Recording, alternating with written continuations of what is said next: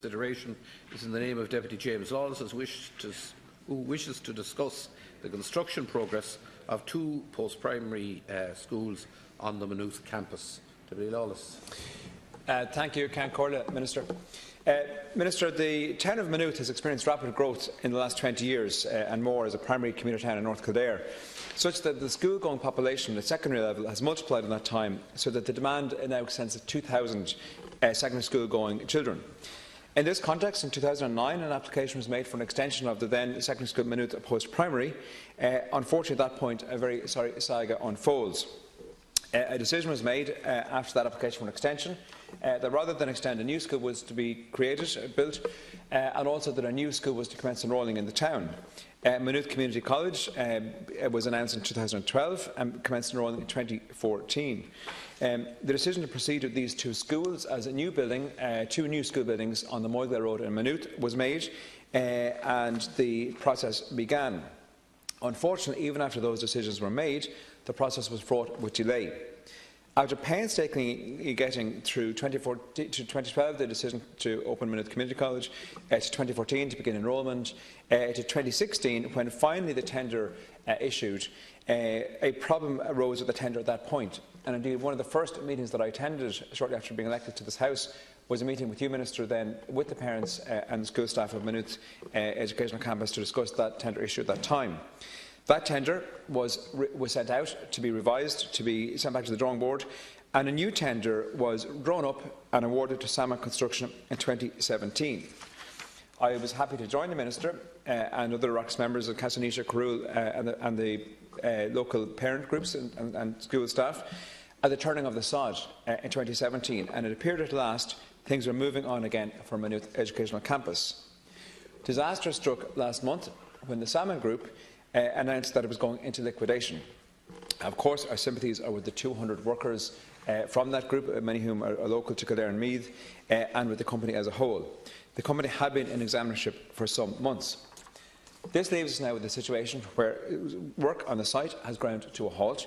The school is half built, it is at a standstill, the school is in limbo, as is the entire school community, and we understand the tender must proceed again. The school that was initially due to open in the new buildings in 2016 is now being built for 2020. It is no less than an unmitigated disaster for parents, students, staff and the entire Maynooth community. It's worth noting two conditions in the existing buildings. The two schools, which are currently located in ageing buildings towards the bottom of the Moyglare Road, are at breaking point. They lack physical capacity for any more students, any more space. There is physically no room. There is a one-way system in operation in the current school. Children must walk one way around in order to manage from bumping into each other. Often, including in poor weather, children have to go outside the building to get around to physically move from one place to another. Transition year students are already being educated in the shopping centre, Manor Mills, separate from the school site. Management and students have done their very best, but no more can they do. Even allowing for the delays, had the tender that was re-awarded in 2017 progressed, they were hoping to be in for Christmas 2018, and now they're facing a best case of September 2020. I want to pay tribute to Principals Simon Macaulay and Johnny of the other schools for all the efforts they have made, along with the PTA and the school community, to manage the situation to this point. But they now need some clarity and they need some direction. This is the third tender now issuing for these schools. We can say there's no point crying over spilt milk, but it does beg a belief that a company that was in examinership, of which it is quite likely an outcome of liquidation, that no contingency plan appears to be put in place about what would happen if the very predictable outcome of liquidation actually occurred. I fail to understand how that was not spotted by the department or patrons. I asked the Minister what are the next steps and how quickly can the school be delivered. Can that process now be expedited, given the delays that have beleaguered this project for almost 10 years at this stage? And Minister, what is the best and what is the worst timescale so that the school community can get some comfort and some clarity as to the road ahead? Thank you, Deputy which is so urgently needed.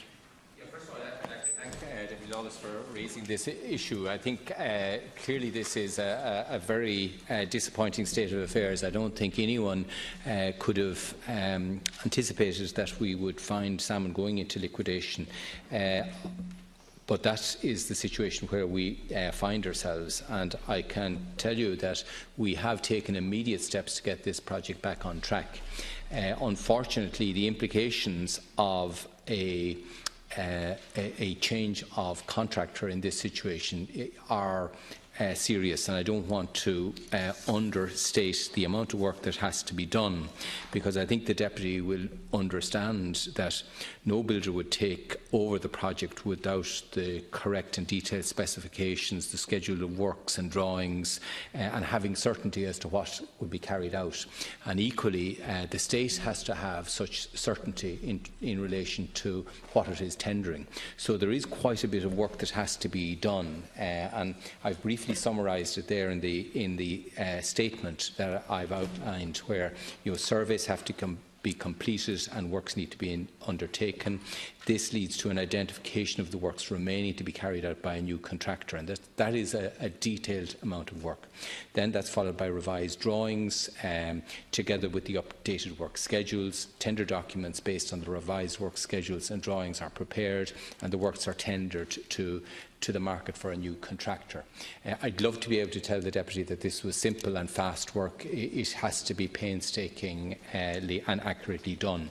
My officials have met with the Kildare Wicklow ETB and its design team, and we have a good team in place there. I think and they are working hard to limit the time it will take to deliver this, and a critical path has been worked out with very tight timelines for the different elements.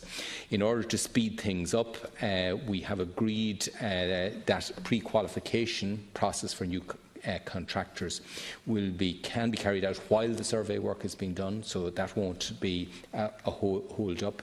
And an e-tender notice has already been published on the e-tenders website. And this notice seeks expressions of interest from contractors wishing to be considered for the completion of the project. Other notable developments are that the design team made arrangements to have the precast work on the main structure and the steel work on the roofs completed, and this is expected to be done by August. This arrangement will mean that the superstructure will be completed and certified, and an each site can be handed over to a new contractor, and we believe that will also help to accelerate the delivery of the project. In the meantime, identification of all other outstanding works necessary to complete both schools is ongoing to make ready for the tendering among the pre-qualified contractors in due course.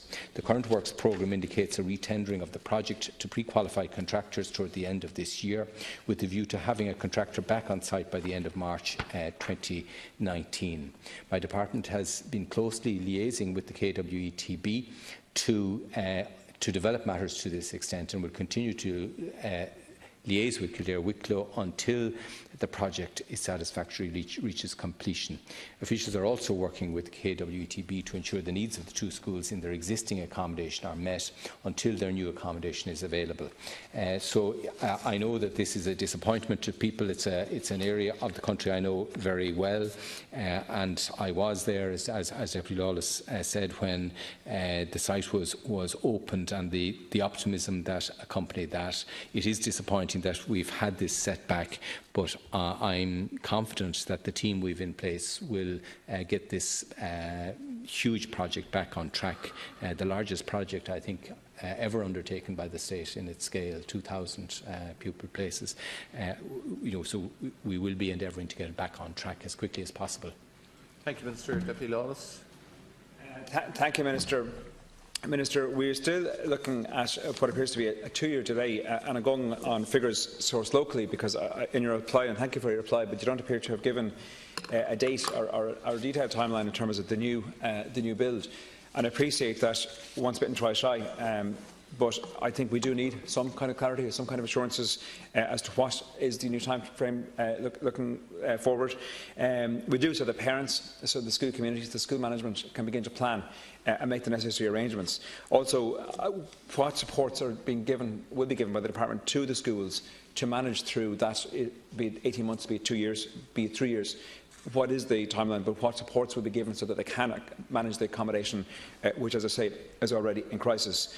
I still am at a loss to understand, and I would ask whether the management structures and the approach, given it's the largest project and I understand in the history of the state and of the school building, how hands-on has the department been? How hands-on does the department intend to be? Have lessons been learned? How is it possible that a company that was in examinership, that entered examinership, whilst in the midst of such a large critical project to the state did not trigger contingency planning immediately. How can that be possible? In the private sector, one would imagine it would happen immediately. I fail to understand how that was possible. As I say, I asked what supports would be provided.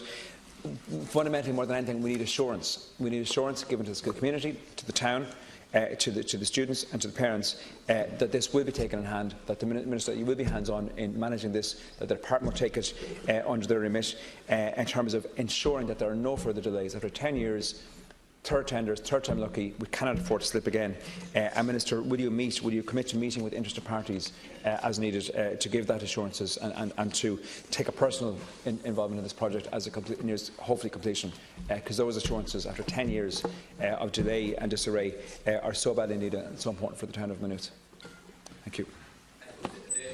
Just to answer your point, you have to bear in mind that an examinership is a court process designed to help the company to recover. It isn't a liquidation where everyone goes in and sees the sites and addresses that, seeks to reschedule. Under the examinership, work continued on the Maynooth site. It was the one site that the examiner sought to continue to progress as other efforts were made to deliver the project. Clearly, even in an examinership, the best outcome would have been that the examinership succeeded and the contractor was able to complete the work. That was clearly the alternative. What we now have to do, as I outlined in the few comments, is a lot of very detailed work to certify exactly what has been completed, exactly what remains to be done. That involves a lot of detailed survey work, detailed specifications, detailed design, detailed drawings, which we could not have done during an ongoing examinership. That simply, you could not have done that in those circumstances. Clearly, we took steps to ensure that the state's interest was protected throughout that period, and we are working now, given the failure of the examinership, we're working immediately to secure the best outcome. In terms of the schedule, as I indicated in the reply, the contractor will go on site in March 2019, and the scheduled completion date would be June of 2020. So it is the intention that would be stuck to. Obviously, that takes the cooperation of everyone. In terms of the help for schools, of course, we would seek to accommodate the schools in any way that we can, whether it be in temporary accommodation or other assistance that might be necessary. But this is a very important project. I can assure you that I will take a close personal interest in it. I have arranged that my department keep me updated of the critical path that has been set out, so that if there's any slippage, that we can consider other steps to address those. But I have a confidence in the team that has been put in place, and I hope we can deliver it. And just, I do fully understand the Deputy's concern, indeed shared by the Cathaoirleach.